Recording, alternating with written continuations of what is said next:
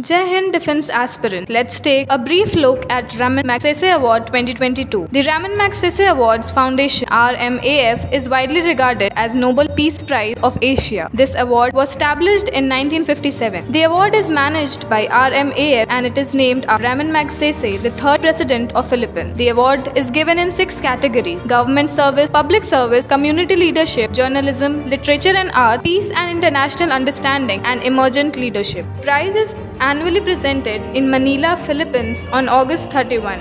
In 2022, it is given to 4 awardees: Tadeshi Hattori from Japan, Sothera Kim from Cambodia, Bernadette Madrid from Philippines, and the last one, Gary Benchikhe from Indonesia. Till now, there are 55 Indian persons who have received the award. The first Indian was Acharya Vinoba Bhave in 1958, and the most recent one is Ravish Kumar in 2019. Thank you. Stay tuned for more updates.